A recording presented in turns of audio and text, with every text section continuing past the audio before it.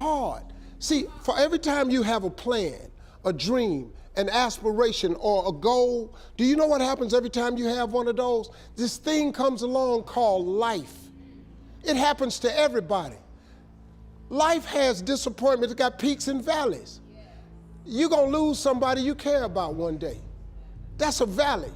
Somebody going to close the plant you thought was going to stay open so you could retire. That's a valley. Somebody going to fire you for an unjust cause. That's a valley. The people that got your credit card going to sell their company, going to sell their business to another credit card company. Your 18% go up to 26%. You don't even know why now your minimum didn't change. Because it's life. You can stop thinking that life fitting to be easy, because I got news for you, it ain't. That's a false hope to think you're going to have a wonderfully carefree life. That's unthinkable. The difference is, these are life ambushes. And you are not being hit by actual bullets or bombs that occur on the battlefield. You are being hit by the bombs and bullets of life.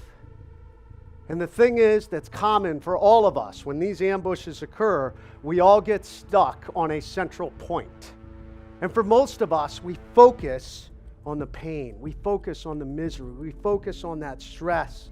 We focus on the past and what we've lost, instead of focusing on what really needs to happen. It is amazing the power of positivity over negativity. It is amazing what, in the face of massive adversity, when we choose to drive forward, what it can do for us. Because most people are unwilling to do this. We're so focused on the pain and the misery and on what we lost, failing to realize one of the greatest gifts you have when life ambushes come, that it can become a new beginning. Some of the hardest moments in your life will become some of the greatest opportunities. You will be reborn like a phoenix from the ashes. You have to be willing to overcome. You have to build this relentless overcome mindset, because you see, life ambushes are coming for all of us. Life is unfair. It doesn't go according to plan. But if you already have it in your mind that no matter what obstacles or adversity I come up against, I'm going to overcome, you're already well on your way. And you see, REACT is an acronym for what we do with massively hard situations, these life ambushes, these the end moments. And the first step is you've got to recognize your reality. And you see, this is really one of the hardest things, because when life ambushes come, when the end moments come, for many of us, the very first step is we're in denial. We don't want to admit it. We want to push it away. Like an ostrich sticking our heads in the sand, we just hope and pray it'll go away on its own. Yeah, I got bad news. That doesn't work. It's pretty easy sometimes to feel beaten when you're faced with all those issues and all those problems, and they all hit you at the same time. But let me tell you, that doesn't mean give up.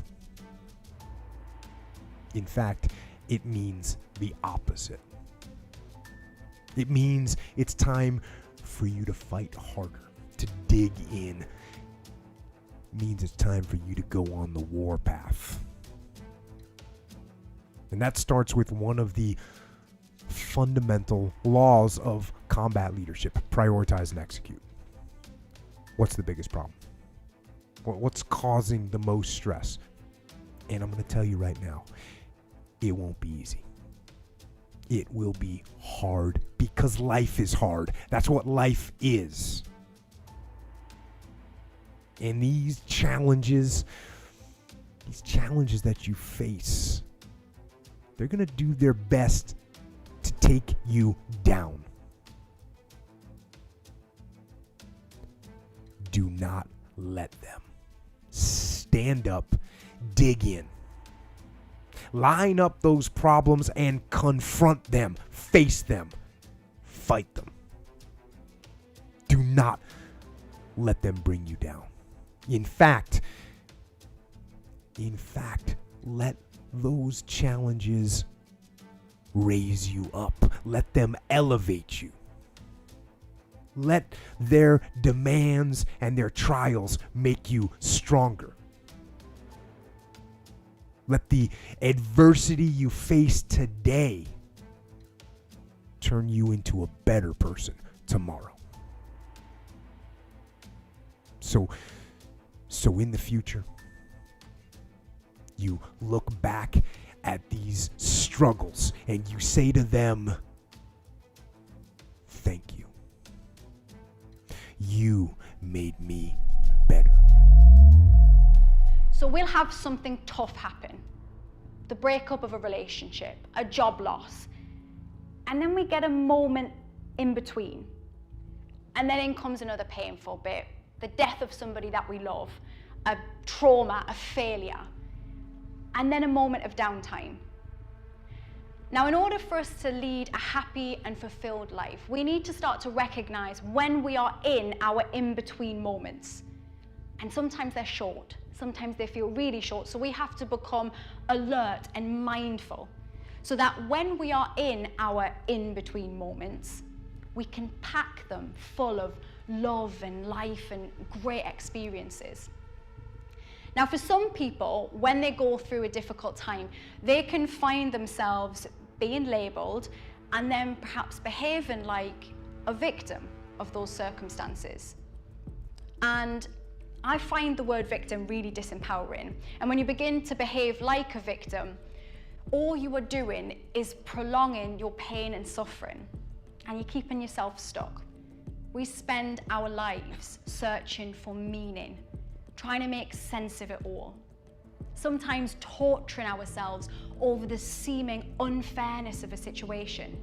Why always us, we'll say? Why always the good ones? But unfortunately, that's just not true. It's not just the good guys that go through troubling times. It's all of us. Psychologists call this the just world myth, that if I am good, good things will happen to me. And we all know this isn't true.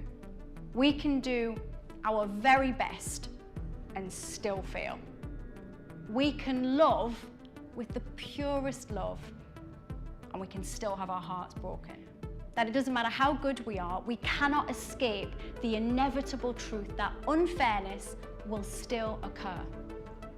And when we stop banging our heads against the wall and screaming about how unfair the world is, then we can truly live. Recognize that you might not be able to control any of that external stuff, but you can damn well control the internal stuff. So when life gets tough, which it will, stop. Have your cry, have your moment, and then get up and work out a new plan.